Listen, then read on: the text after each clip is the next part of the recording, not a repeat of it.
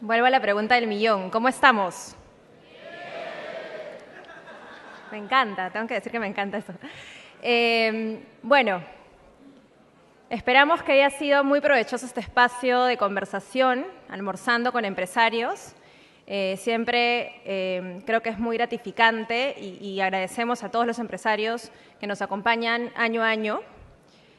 Lo que viene a continuación es una mesa que tiene mucha pertinencia por lo que hemos visto durante la mañana del día de hoy.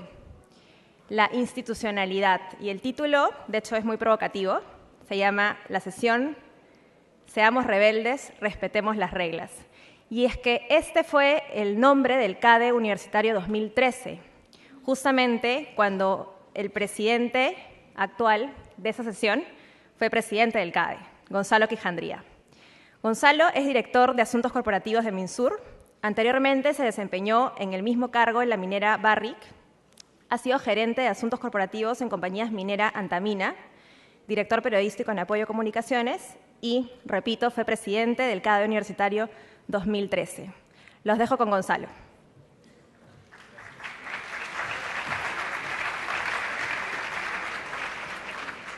Gracias, Mariel.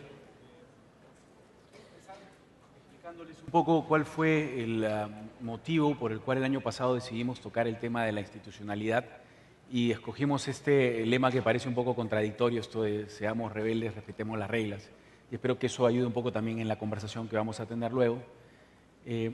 Hace algunas semanas tuve la oportunidad de viajar a un país nórdico, a Dinamarca en concreto. Es uno de los países que tiene el nivel, hay ahora un ranking que mide la felicidad de los países, entiendo que Dinamarca está entre los primeros siempre, un nivel de vida altísimo. Es un país que puede tener todo lo que se llama país desarrollado, ¿no? Lo que me llamó la atención, porque esto fue debido a una invitación familiar, pude recorrer el país de sur a norte, ¿no?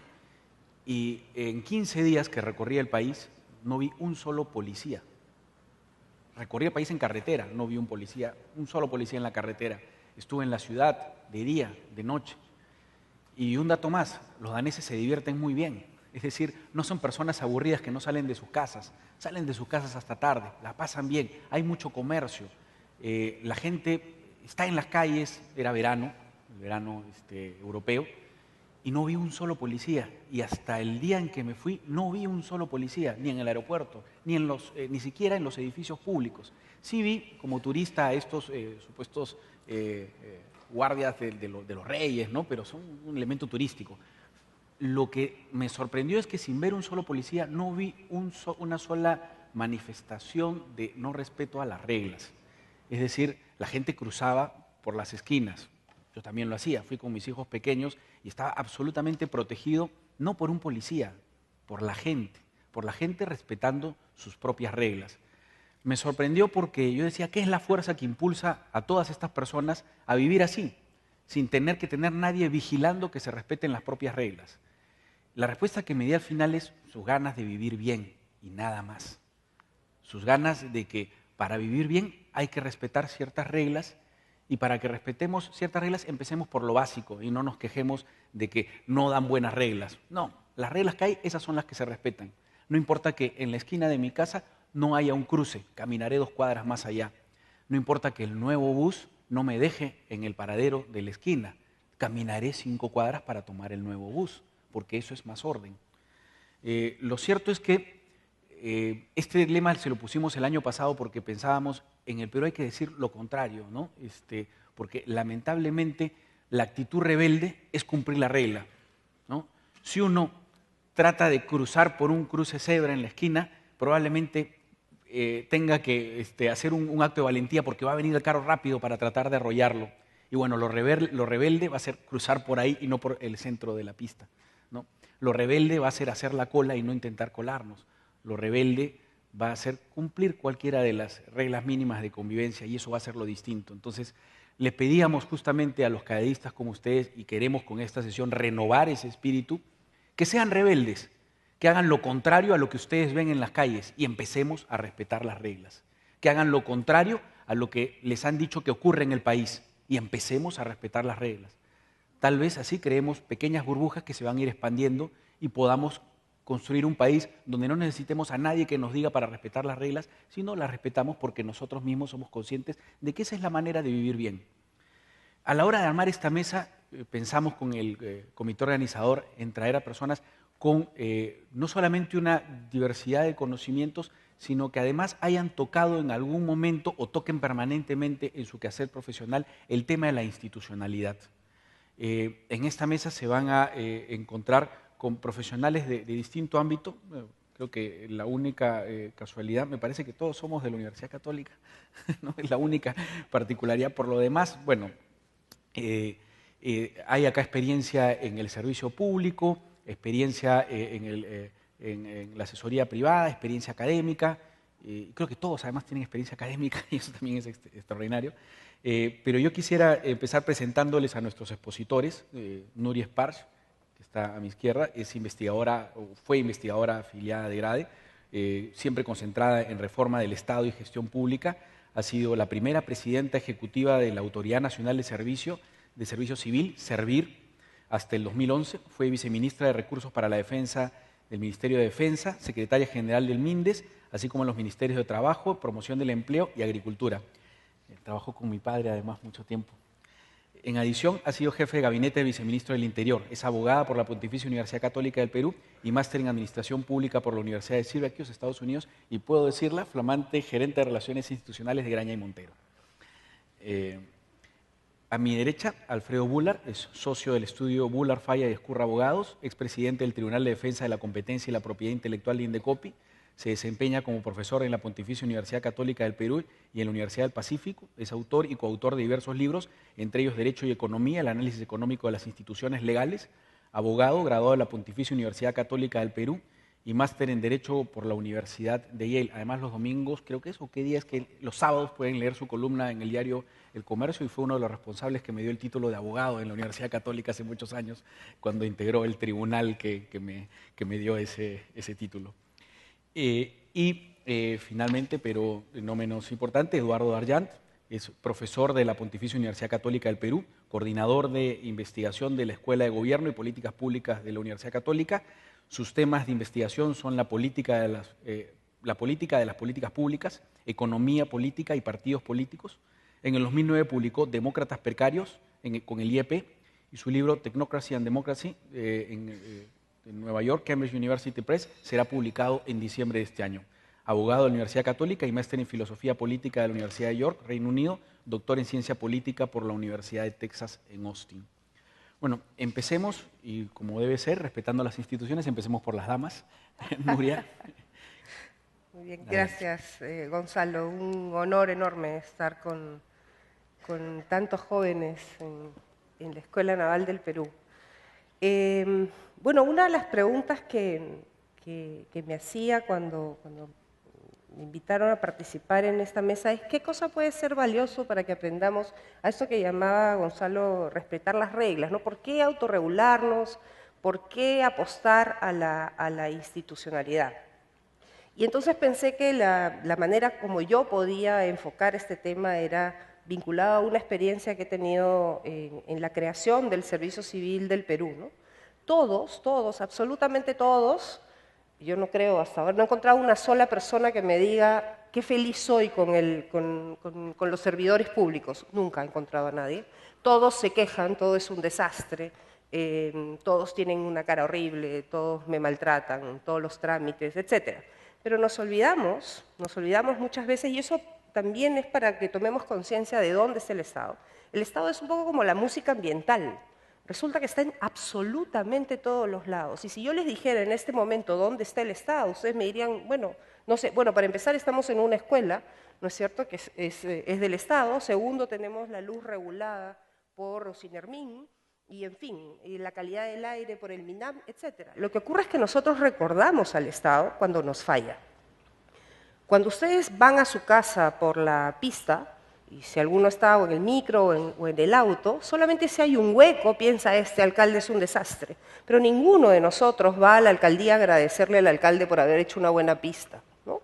Entonces, digamos, nuestro relacionamiento en general con el Estado siempre es en negativo. Entonces, en verdad, nosotros, y esto me lo preguntó, me acuerdo, un servidor público venezolano, ¿no? Me dijo, ¿tú tienes idea cómo nos relacionamos todos con el Estado? Sí, le digo, bueno, yendo a las instituciones, no. Me dice, todo es mirando al costado.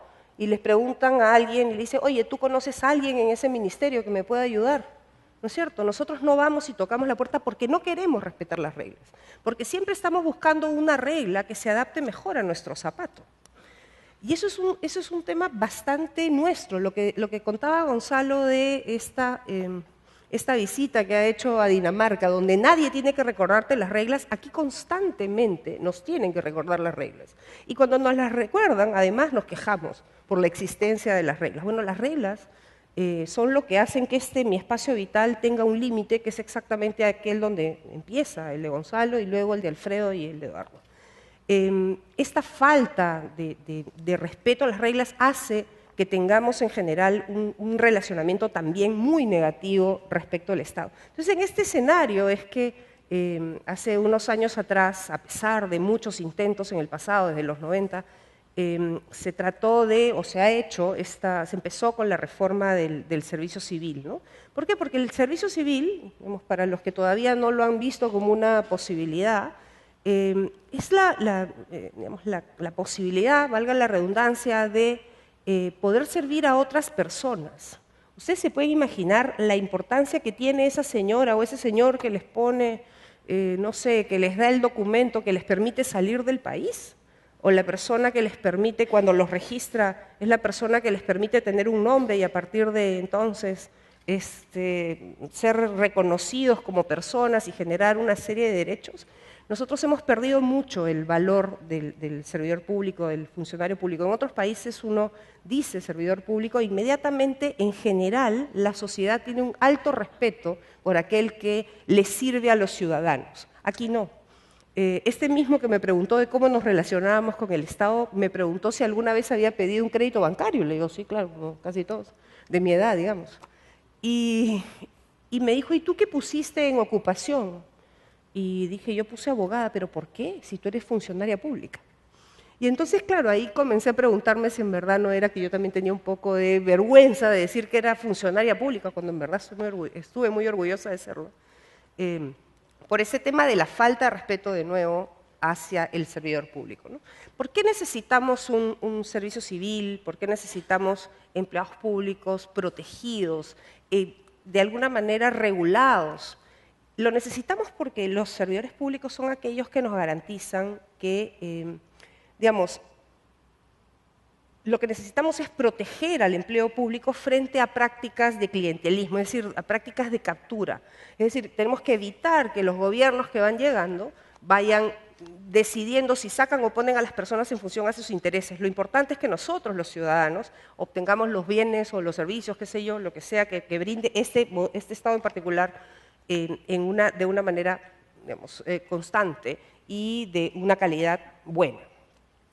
En todos los países se regulan los servicios civiles. De hecho, la Carta Iberoamericana de la Función Pública reconoce una definición general de servicios civiles con una clara apuesta a la institucionalidad, en la cual define al servicio civil como un sistema de articulación del empleo público por el que determinados países garantizan con enfoques, sistemas, herramientas, etcétera, elementos básicos para la existencia de administraciones públicas profesionales. Nosotros, los ciudadanos, nos merecemos administraciones públicas profesionales. Obviamente, esto no significa que todos tengan que tener una profesión para entrar al Estado. Lo que significa simplemente es que estas personas sirvan a los ciudadanos de la mejor manera posible. Yo creo que hay un reto enorme en este escenario de reforma del servicio civil para que todas las personas que vivimos en el Perú en particular, porque este es el momento en el cual nos encontramos, tengamos una actitud mucho más positiva o tratemos de construir alrededor del servicio civil. Muchos de ustedes probablemente ni siquiera han escuchado de esta reforma. Es una reforma bien difícil de sostener. Es una reforma complicada porque es una reforma hacia adentro. Las reformas hacia adentro son las reformas que los ciudadanos no sentimos. La reforma tipo, por ejemplo, de la SUNAT, todo el mundo la ve, ¿no es cierto? Los trámites cambian, la responsabilidad, etc. Pero en el caso del servicio civil es un cambio de la ventanilla hacia atrás. Entonces, es una reforma difícil de sostener. Es una reforma generacional en la cual ustedes van a tener un rol importantísimo. Bueno, no sé en las generaciones anteriores a la nuestra, pero a partir de nuestra generación el Estado comenzó a ser una opción de trabajo. Antes no lo era, ¿no? Antes no lo era, simplemente uno entraba a la carrera pública y podía morir en la carrera pública después de 35 años de servicios al Estado. Bueno, eso está cambiando. Ahora cabe la posibilidad de que aquellos que quieran servir mejor a los ciudadanos de una manera diferente, desde adentro, viendo la cara de las personas, puedan entrar a la carrera del servicio civil. Y definitivamente, insisto, ustedes tienen un rol fundamental en que esta iniciativa no muera. Las reformas de servicios civiles en general tardan entre 15 y 25 años, o sea, se requieren por lo menos una generación completa y un poco más, quizás, para que puedan consolidarse. Y por tanto ustedes van a ver ahora mismo que salgan de la universidad, después de que lleguen de sus maestrías, qué sé yo, van a tener la oportunidad de entrar a un servicio civil que tiene unas reglas nuevas. Durante todos estos años hemos tratado siempre de mirar al servicio civil, como les decía, como miramos a la administración pública de costado. Oye, ¿no tienes algún amigo que me pueda conseguir una chamba en tal sitio, no? O no tienes, oye, tú eres amigo del ministro no sé cuántos, que, oye, sí, mira, quiero entrar aquí o allá. Bueno, ahora esta práctica debería desaparecer. Y somos nosotros los que tenemos que garantizar que las cosas ocurran de esta manera. Porque es la única forma que tenemos para proteger nuestros intereses como ciudadanos, para garantizar que el Perú tenga predictibilidad y sobre todo para garantizar que también los servidores públicos estén protegidos de intereses, digamos, que no necesariamente son la de todos los ciudadanos, ¿no? Gracias, Nuria. Quisiera la opinión de...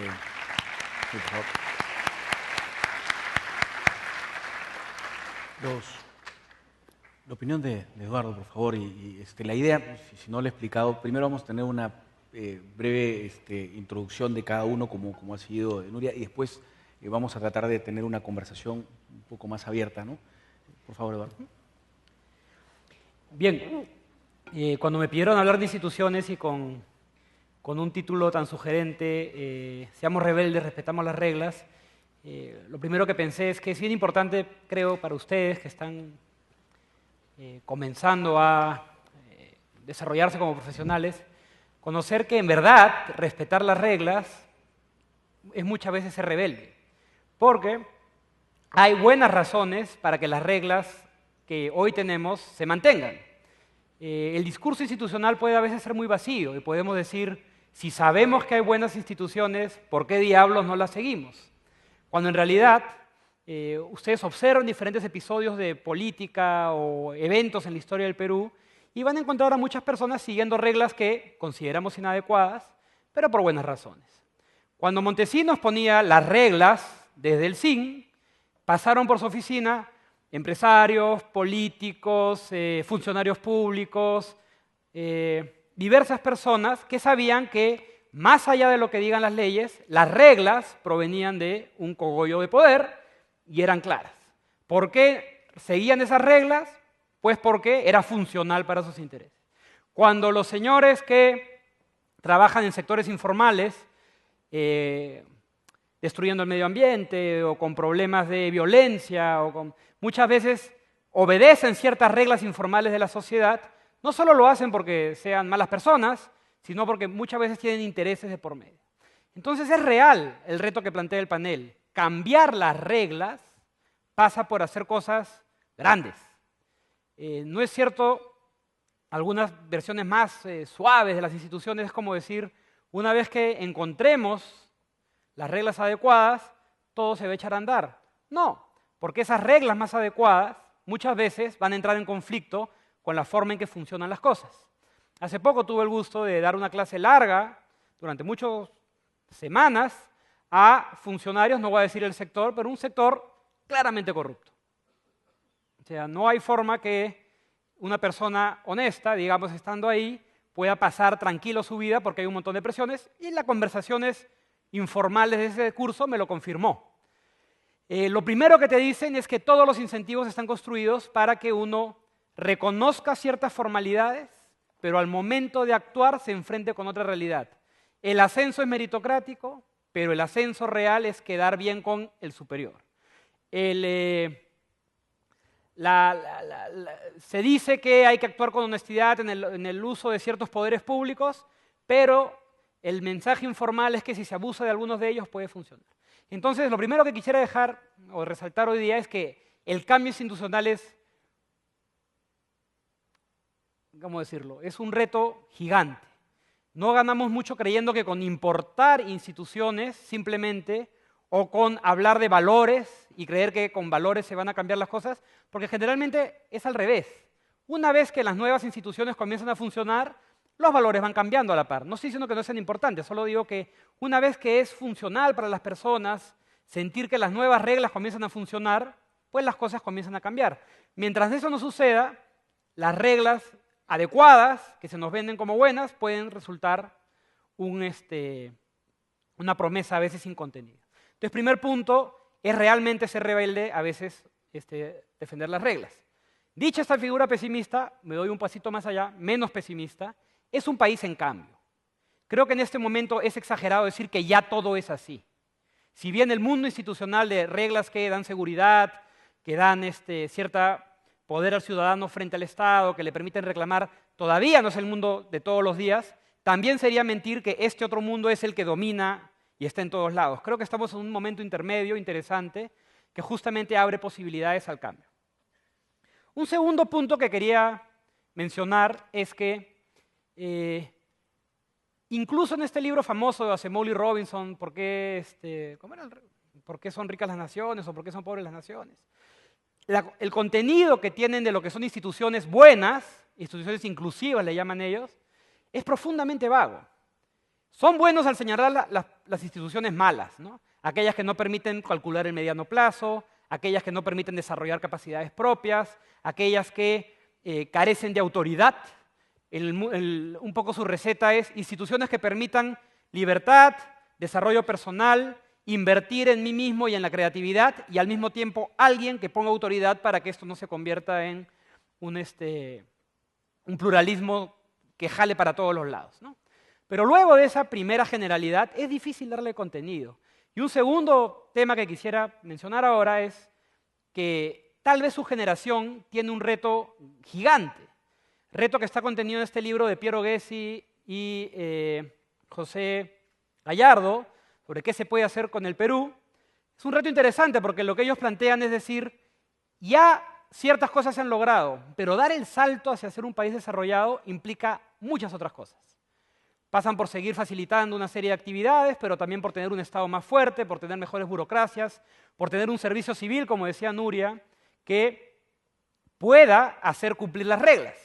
No es tanto qué reglas traemos, una cosa que nos encanta a los abogados, soy abogado, vamos a traer una regla de tal país que ha funcionado también allá, sí, pero llega acá y no funciona tan bien.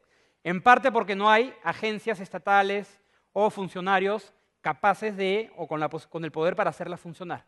Entonces, algo interesante, segundo punto que creo que es interesante para ustedes discutir como generación, es qué deberíamos estar aprendiendo y mirando de otras realidades, de otros lugares, en el sentido de más de importar necesariamente reglas o ciertas nuevas leyes sobre política o cómo se elige el Congreso, qué cosas han estado funcionando en echar a andar las reglas, qué cosas han permitido que las universidades, por ejemplo, mejoren su calidad.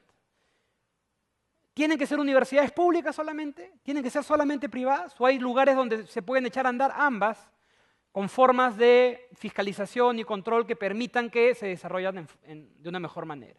Entonces, un segundo tema que quisiera decir es que en este momento, en este reto de un país de ingreso medio, dar el salto hacia otra cosa requiere de flexibilidad, de un Estado más flexible, de mejores funcionarios públicos. Y cierro con esto. Creo que un punto central que tenemos que pensar todos es el tema político. Así como es muy bueno que haya muchas personas con creatividad en el mundo empresarial, en la academia, donde estamos todos los que estamos aquí, también hay una necesidad de que ese político que podía ver el mediano plazo, ese político que puede ver o intentar llevar ciertos planes de un poco más largo plazo, vuelva a la escena pública. Nunca hemos tenido buenos políticos. Los políticos ahora recordamos con nostalgia a los políticos de los 80, casi como recordamos con nostalgia risas y salsas, ¿no? Es como Shakespeare ahora, pareciera con lo que hay ahora, ¿no? Pero efectivamente, hay que pensar, ustedes no saben la cantidad de gente con la que me topo en mi vida de politólogo, que cree que puede llegar a ser presidente o que quiere llegar rápido a la cabeza de una organización política. Yo lo veo de otra manera. Me da mucho más gusto cuando jóvenes o grupos de jóvenes se juntan, porque eso demuestra que son conscientes que hacer cambios en política requiere mucha muñeca, mucho cerebro y mucha organización. Entonces, un tercer tema que se nutre en lo de las instituciones es flexibilidad en el Estado, todo eso está bien, pero además comenzar a repensar la política y pensar qué más se puede hacer para darle un poco más de mediano plazo a las cosas en este país, no solamente corto plazo. Gracias. Gracias, Eduardo. Alfredo, por favor, tu intervención.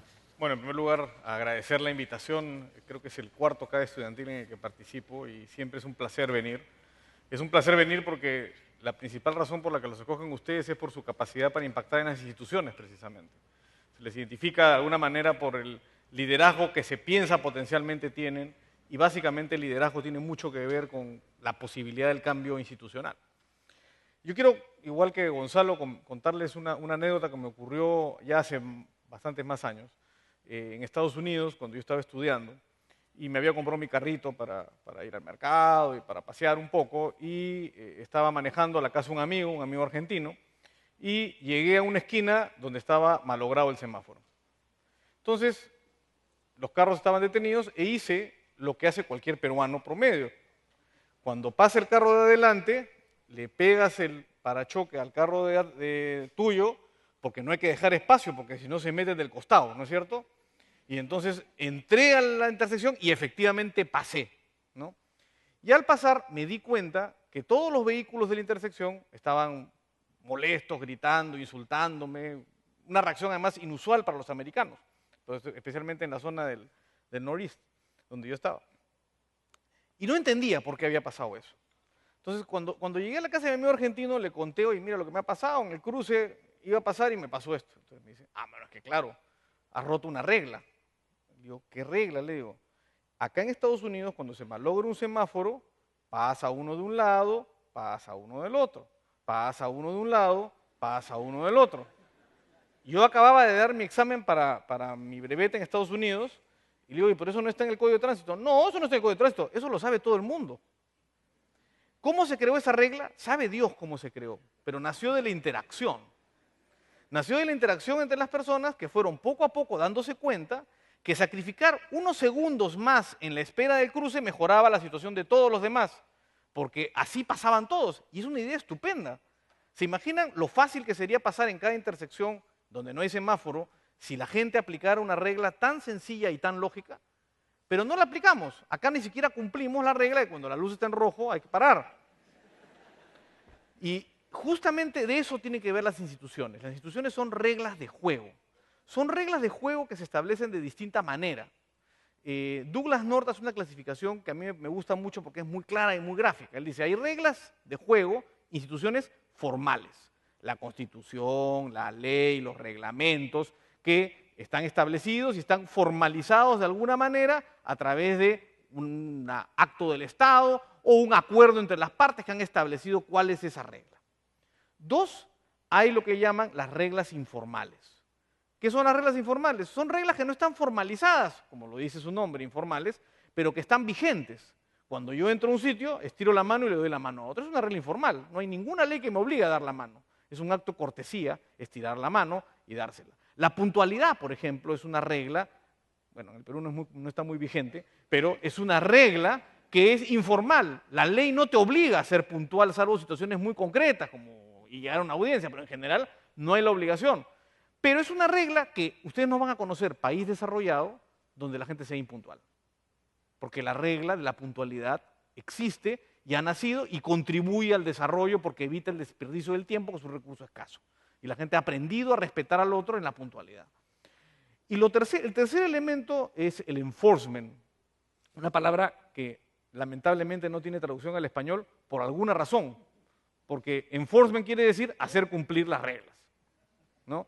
Y claro, en el español es muy indicativo que la palabra enforzar no exista, ¿no?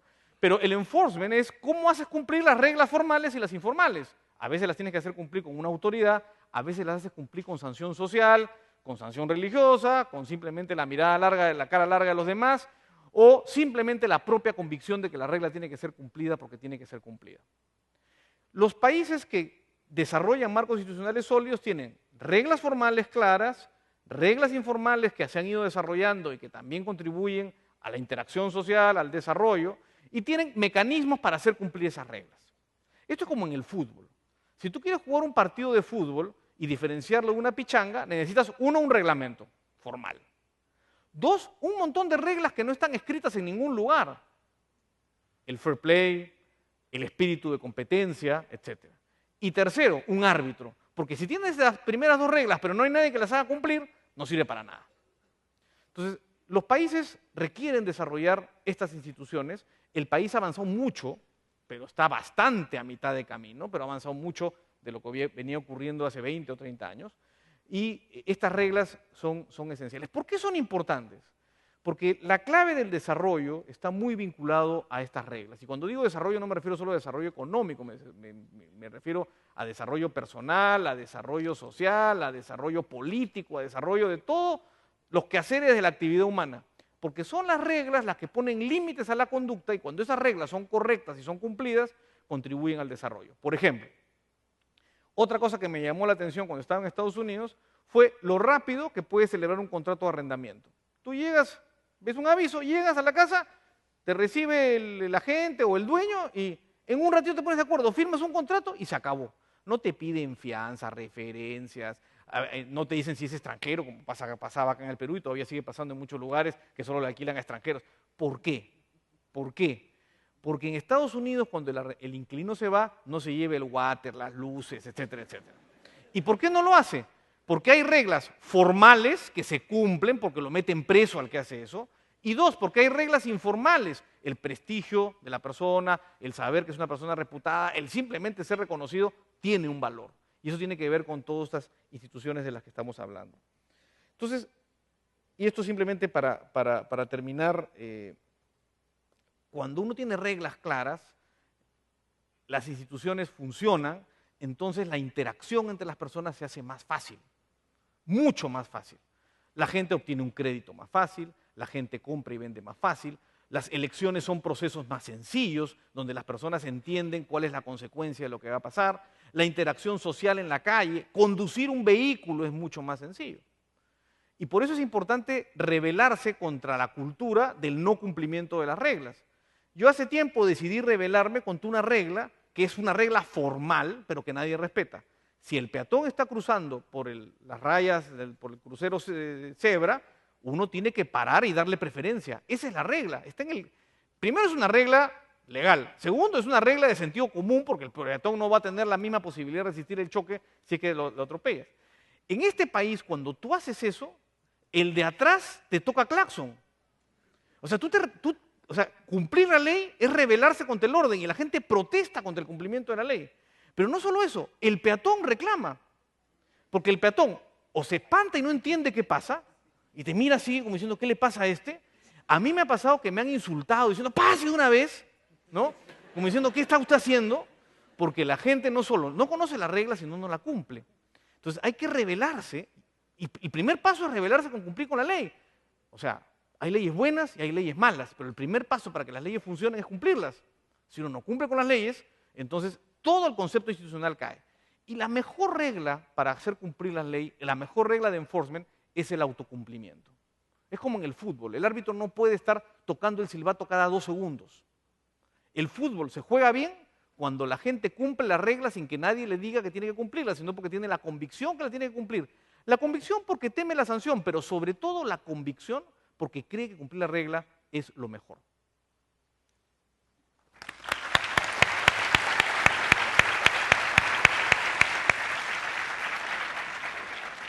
Nuria, para empezar esta parte que quisiera que sea un poco, bastante más un diálogo y por favor interrumpan todas las veces que se pueda, creo que nadie se va a ofender si eso ocurre, pero quería hacerte una pregunta tocando un poco el hilo de lo que ha dejado Alfredo, ¿no?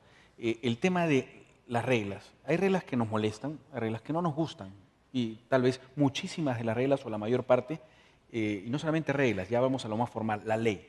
Le echamos la culpa a la ley. Entonces, ¿por dónde empezar? ¿Hacer mejores leyes para empezar a cumplirlas? ¿Cumplir las que hay y hacer las reformas? ¿Cuál es la fórmula? Bueno, la verdad es que no sé si hay una fórmula, pero una primera cuestión y que me quedo pensando de lo que decía Eduardo era que nosotros importamos muchas reglas que no funcionan. Claro, pues, porque no nos regulan algo que nosotros necesitamos. Nosotros constantemente, ustedes saben que hace unos años, recuerdo que está en México y una persona habló sobre lo horrible que era la legislación mexicana porque estaban en la ley 19.000, no sé cuántito, y yo miraba y decía, ¿y dónde está el problema? Nosotros vamos por la ley 30.000. Entonces, ¿cuál es el problema con esta gente? Resulta que esta sobreregulación de nuestro escenario es un pequeño problema. Tú tienes reglas que te dicen A y hay otras que te dicen no A. Entonces tienes constantemente, creo yo, en general, nuestras reglas, normas legales son contradictorias en muchos casos. Volviendo al tema del servicio civil, nosotros encontramos 419 reglas, 19 decretos supremos que regulaban la forma de pagarle a los servidores públicos en el Perú. 419 formas diferentes. Cuando hay, digamos, la remuneración más o menos es clara, ¿no? Hay 2, 3 conceptos, punto. Entonces yo creo que para empezar tenemos un exceso de reglas. Entonces eso hace que nosotros siempre seamos temerosos y ¿qué haces? Al final terminas procediendo de la manera como te provoca. Hay un poco lo que decía Alfredo, y estas reglas informales, digamos, de dejar pasar uno y otro, a nadie se le ocurren, pues, ¿no? Acá a nadie se le ocurre. El tema es quién llega primero. Yo creo que esa es una primera transformación que hay que hacer. Más que tener buenas reglas o lo que sea, creo que hay que hacer un esfuerzo enorme para tratar de pensar cómo es que yo quisiera tener una mejor calidad de vida, cómo puedo hacer para convivir con la gente. Porque esto que vemos todos los días, ahora con Eduardo hacíamos la broma que los noticieros son, ¿no?, 25 minutos de muertos atropellados y otros crímenes, otros 20, 25 minutos de vedettes futbolistas y qué sé yo, y otros 5 minutos de reglas generales, de alguna información de lo que ha pasado en tu país, ¿no? Creo que pasa por eso, no tenemos una cultura de respetar reglas. Y más aún, yo creo que cuando las importamos es aún peor, ¿no? Entonces yo creo que la primera cuestión es, creo que hay que hacer una revisión nuevamente de nuestra realidad social. Creo que esfuerzos como los que se están haciendo en este momento del famoso corredor azul y tal que tú hablabas, ¿no? Oye, caminemos 5 cuadras, eso es una revolución para nuestro país. Me causa gracia que a veces nosotros vamos a otros países y venimos emocionadísimos, ¿no? Porque hemos visto o hemos manejado, como dice Alfredo, en Estados Unidos, pero acá la gran mayoría que manejó en Estados Unidos y paró en el stop, ¿no es cierto?, como se debe hacer, aquí no lo hace, ¿no? Entonces tenemos como un doble estándar. Creo que hay que revisar ese estándar que tenemos para hacer las cosas y revisar más bien cómo es que queremos convivir con los demás, ¿no?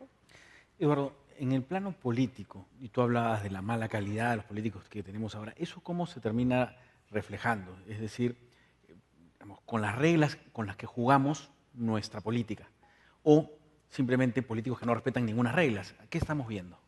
En la profesión y en el mundo de la ciencia política yo estoy cansado de la constante revisión de reglas, ¿no? Cuando ahora hay que acabar con el voto voluntario, perdón, con el voto, con las listas abiertas en el Congreso, porque eso genera tales conductas. Y hace 10 años o 15 años era al revés, ¿no? Hay que abrir esto para que se haga esto, hay que abrir este tipo de... Porque muchas veces lo que no se está viendo es que a veces ese cambio de reglas le da una excusa al político o a otros para seguir discutiendo el cambio y no para ejecutarlo, ¿no? Hay un montón de cosas en el Congreso tiene ya señalada claramente en las normas, por ejemplo, análisis de costo-beneficio, ¿no? No hay que introducirlo, pero sin embargo la forma en que se aplica es graciosa, ¿no? Es un parrafito que dice, esta norma no tendrá muchos beneficios porque beneficiará a todos los peruanos y no tendrá costos porque ya existen las oficinas que la van a aplicar. Y todos sabemos que la aplicación de una regla va a requerir personal, operativos, ¿no? Entonces, creo que sería importante, cuando hablamos de la reforma política, que se habla mucho, creo que es bien importante más bien dar un paso atrás y decir, ¿qué cosa hay aquí que haríamos bien en respetar y comenzar a cumplir antes de comenzar a hablar de cambios, ¿no? Porque si ya lo que hay no se respeta, probablemente lo nuevo que se construya no se va a respetar tampoco, ¿no? Por ese lado. Alfredo, ¿cómo hacer para introducir un poco ese chip de la eficiencia que trae el respeto a las reglas, ¿no? O sea, vamos a otro ejemplo más de autos, ¿no? Lo que se comenta, no sé si es verdad, de que en Suecia cuando uno llega temprano al trabajo estaciona en el sitio más lejano, no en el más cercano, ¿no? ¿Por qué? Porque cuando yo llegué tarde, o ese sitio más cercano es para el que llegue tarde, ¿no? Yo he llegado temprano, por tanto tengo tiempo para caminar hasta la oficina, ¿no? Y cuando yo llegue tarde siempre va a haber un sitio cercano a la oficina disponible para mí. Eso es una regla que suena muy eficiente, pero ¿cómo meter ese chip en la cabeza de la gente y decirle es más eficiente cumplir esas pequeñas reglas que generan un pequeño sacrificio en ese momento? Caminar hasta la esquina para el cruce cebra en lugar de pasar por mitad de la pista, pero que en el largo plazo generan la eficiencia para mi beneficio. Bueno, lo que pasa es que yo creo que eso tiene que ver mucho con factores. A ver, la ley existe y la ley debe cumplirse, y la ley tiene sanciones si es que no se cumple, y el principal problema que tú tienes es que no hay enforcement para esas reglas. Entonces yo puedo diseñar el sistema más eficiente del mundo, pero nadie cree en esas reglas porque dicen, no, a mí no me las van a aplicar. Entonces, en el fondo lo que termina pasando es que las personas miden su interés individual en su conducta sin tener en cuenta el impacto que la conducta tiene en los intereses de todos los demás. Es exactamente como tu ejemplo. Entonces, justamente las reglas ayudan a tomar en cuenta eso. Un ejemplo muy parecido al tuyo y más evidente y muy claro es el que yo mencionaba de la puntualidad. La puntualidad es un acto de profunda falta, la impuntualidad es un acto de profunda falta de respeto a la otra persona. Porque el tiempo es un bien común de todos. Es decir, acá estamos los 4 sentados, pero si uno de nosotros hubiera llegado tarde, entonces estamos haciéndole perder el tiempo a los demás, ¿no? Y eso es tremendamente ineficiente. Y es tremendamente ineficiente si lo multiplicas por las 600 personas que están sentadas acá. Entonces, ¿cómo la gente internaliza eso? Básicamente hay 2 formas. La primera es poniendo una sanción a la puntualidad. Esto es imposible ejecutar. Es muy complicado ejecutar en una circunstancia de ese tipo. Una sanción legal, me refiero. La otra es simplemente que comenzamos a darnos cuenta que yo el tiempo que aprovecho para hacer esa cosita adicional que me hace salir tarde de la oficina y no llegar temprano, es un tiempo que, claro, me beneficia a mí, pero perjudica a los demás. Y tomar conciencia de eso tiene que ver con la reciprocidad, que en el fondo, pero es que si yo hago esto, el otro también lo hace y el otro también lo hace, todos nos perjudicamos en el uso del tiempo y el uso del tiempo es ineficiente. Entonces, justamente las instituciones, o sea, la regla que yo comentaba de los cruces es muy eficiente. Significa un sacrificio que se entiende solo porque culturalmente las personas se han dado cuenta que ese pequeño sacrificio en el largo plazo los beneficia. Porque van a pasar ese tiempito, ese pequeño minuto, que es minutos, segundos, que se ganan cruzando, pegando el parachoque al otro, lo van a perder en todos los cruces donde los que hagan lo mismo le van a hacer perder tiempo. Y tomar conciencia de eso es complicado. Es complicado, pero implica un importante cambio cultural. Por eso yo siempre creo que las verdaderas reformas institucionales no pasan necesariamente, ni principalmente por la reforma de la ley, como decía Eduardo. O sea, la verdad, leyes sobran. Y si uno ve nuestras leyes, no son tan distintas a leyes de otros países que son desarrollados. Es decir, parece ser que ahí no está principalmente el problema. El problema principal parece estar en que la gente no cumple lo que la ley dice, porque no solamente las sanciones no funcionan, sino porque culturalmente la gente no está predispuesta a cumplir esas reglas. Yo quisiera pasar ahora a una pregunta que los 3 me respondan, intenten responderme la misma, ¿no? Empezando por Nuria. ¿Qué le toca al joven universitario, cadeísta, alguien que está por salir el próximo año al mercado, que, digamos, ha vivido estos años dentro de las mismas reglas de juego universitarias y del país, y que al salir al mercado, obviamente, tiene ganas de generar un cambio? Eso es algo que estoy seguro está en el espíritu de todos los que están acá. ¿Qué le toca? ¿Qué pueden hacer? ¿Por dónde empezar a generar un cambio? O sea, quiero evitar que esto termine siendo, sí, pues así nos toca vivir, ¿no? Creo que nadie quiere eso, ¿no? ¿Qué puede hacer un joven como ellos? ¿Qué consejo darías? Bueno, la primera cosa es que, lo primero es lo que dice Alfredo hace un segundo, o sea, el tema de tomar conciencia de la importancia de la reciprocidad que hay, digamos, en el cumplimiento de las reglas, ¿no? Hoy día lo hago, este es mi espacio, y como les decía al inicio, este es mi espacio y mi espacio termina exactamente donde empieza el tuyo, Gonzalo. Entonces, yo creo que tomar conciencia que todos necesitamos tener estos espacios vitales es fundamental, ¿no? Y eso implica por entender que hay otro al costado. O sea, las reglas están dadas precisamente para delimitar dónde se acaba mi derecho. Yo sé que suena bien a cliché, pero es la absoluta realidad. Mi derecho se acaba exactamente aquí cuando empieza el tuyo, ¿no? Nosotros siempre tenemos esta costumbre de la ley, si la ley no me gusta o me aprieta el zapato, la ley es malísima. El tema es cuando es el mejor arreglo que hay a la mayoría de las personas. ¿Qué tanto estamos dispuestos? Yo creo que tenemos que pensar, es una oportunidad que tienen ustedes, en pensar qué tanto el sacrificio de uno puede ayudar a mejorar institucionalmente a la sociedad. Yo siempre le digo a mis alumnos que tienen la extraordinaria suerte que yo no fui consciente cuando estuve en la universidad, de estar todavía estudiando, teniendo responsabilidades parciales, digamos, algunos practican, qué sé yo, pero tienen una oportunidad extraordinaria de pensar y están escribiendo el futuro. Digamos, ya ahora están en el proceso de hacerse diamantes, pero todavía les queda algo de carbón, ¿no? Pueden elegir ser diamantes brillantes o pueden ser diamantes que no brillen tanto, simplemente carbones, solamente tomando conciencia de la importancia que tiene, del cambio que puede hacer cada uno de nosotros. Pensar en uno individualmente, no, la verdad es que no aporta, pero cuando pensemos que hay 600 cadistas en este momento que van a regresar a sus universidades, a sus ciudades, a sus pueblos, con un compromiso de cómo la hacemos diferente, cómo hacemos para ser más recíproco con la persona que tenemos al lado, yo creo que eso es un comienzo importantísimo para su futuro, ¿no? Eduardo, la misma pregunta. Creo que algo bien importante es que se den cuenta que sí se pueden hacer cambios, que los cambios son posibles. No solamente al interior de Perú, hace 30 años no se pagaban impuestos y hoy en día hay una administración tributaria que funciona, por ejemplo, y se decía, el peruano nunca va a pagar impuestos, ¿no? Y eso fue un cambio hecho, una reforma profunda, darle más dientes a la administración tributaria, más flexibilidad, se logró. Una cosa tan sencilla como el cinturón de seguridad, que hoy día todos ustedes lo usan. Acuérdense, cuando se dio la norma se dijo, nunca se usa el cinturón de seguridad porque el peruano está diseñado culturalmente para no usar cinturón de seguridad. Nunca va a entender. Bueno, 6 meses después se está usando el cinturón de seguridad. Una estrategia policial inteligente, no hubo necesidad de sancionar a todo el mundo, sino intervenciones selectivas y de visibilidad, ¿no?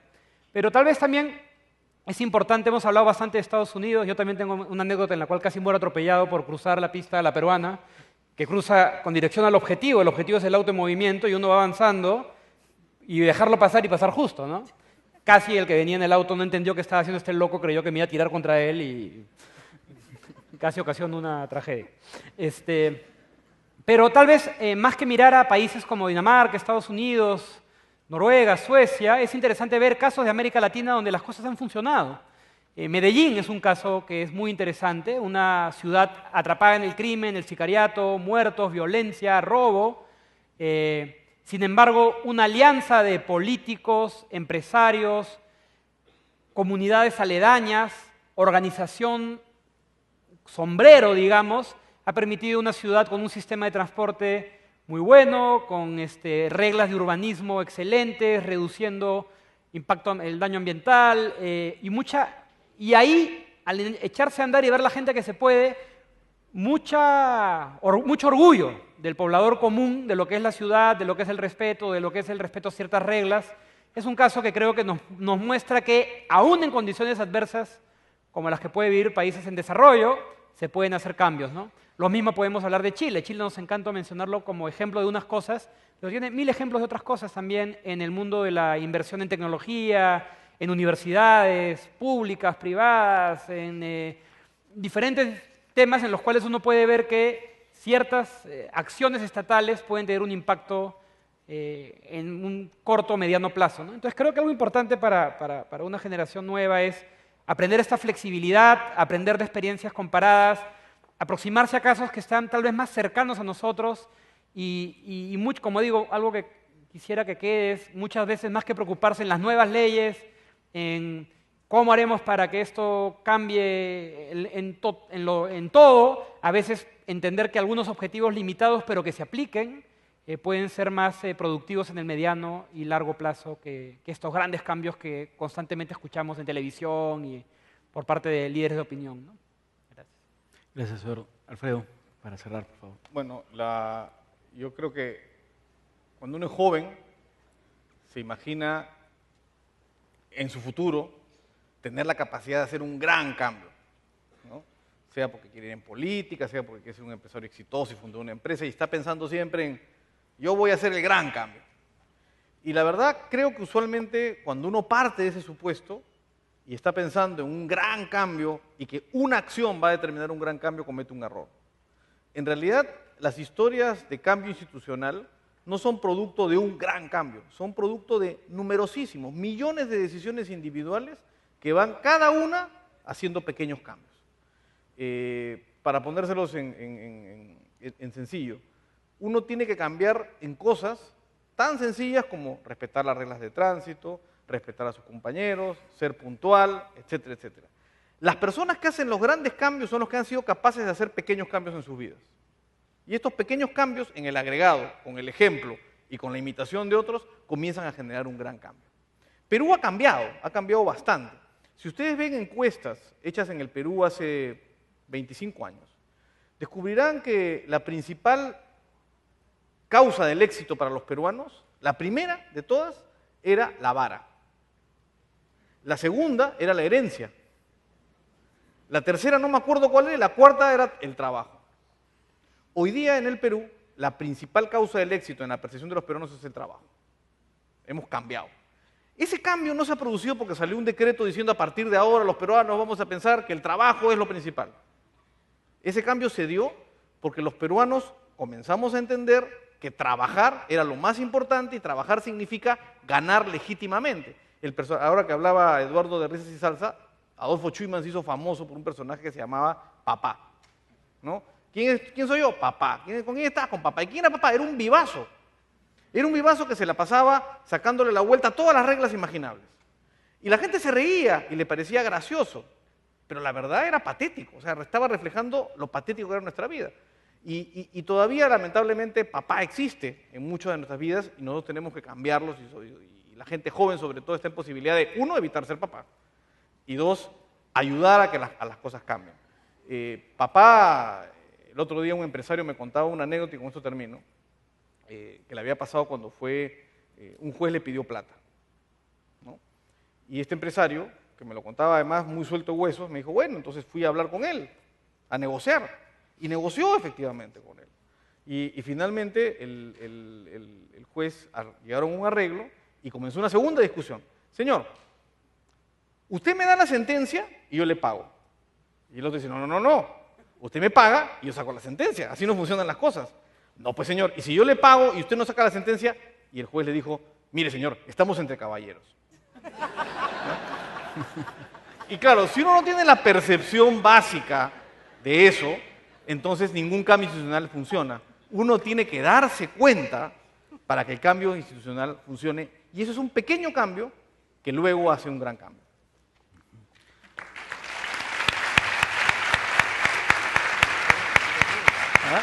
¿Sí? Bueno, creo que en un breve espacio hemos podido responder una parte de la pregunta que nos ha traído a todos acá, ¿no? ¿Cómo la hacemos? Y creo que podemos empezar a hacerla con esos pequeños cambios de los que hablaba Alfredo y que han sido comentados por todos nuestros panelistas. Creo que por ahí empieza, ¿no? ¿Cómo la hacemos? Empecemos pues por respetar las reglas. Un gran cambio vamos a hacer respetándolas. Y es una actitud, como decíamos desde el año pasado y lo vamos a mantener, es una actitud de rebeldía en un país donde nos dicen que probablemente nos premien por no respetarlas. No es así, es lo contrario. La sociedad, el futuro de todos nosotros nos va a premiar por respetar esas pequeñas reglas, porque así se va construyendo país.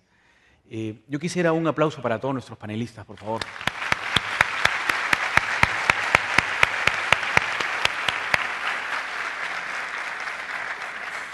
Finalmente, y antes de ir a la Feria de Organizaciones Juveniles que los espera, les quiero presentar un video. Verán, en el año 1996, en CADE, ejecutivos, un grupo de empresarios se reunió para hacer una primera visión de país. Esa visión de país va a ser este año revisada en CADE Ejecutivos 2014, que va a tener lugar en el mes de noviembre en Paracas. Este es un video que habla de este proceso y que será motivo de una encuesta que luego les pediremos que opinen. Pero por favor los dejo adelante con el video si es que está listo. En el 96, CADE tuvo la tarea de proyectar la visión del Perú al año 2020. Estas tareas estaban encaminadas hacia la mejora económica, ambiental, cultural y sobre todo tener una visión compartida hacia el futuro, para hacer del Perú el país latinoamericano más integrado al mundo, en el comercio, la inversión y la tecnología, con empleo y educación de calidad que habrá eliminado la extrema pobreza. Además, un país con democracia avanzada, socialmente integrada y plural. Hoy el Perú tiene la oportunidad de cumplir estos objetivos. Sin embargo, aún queda mucho por hacer. Unirnos como peruanos y tener una visión compartida de nuestro futuro ayudará a lograr que el Perú sea un país desarrollado. Realmente es posible, depende de lo que hagamos a partir de hoy. ¿Quieres ser parte de este cambio? Entonces, ¿cómo puedes ayudar a lograrlo?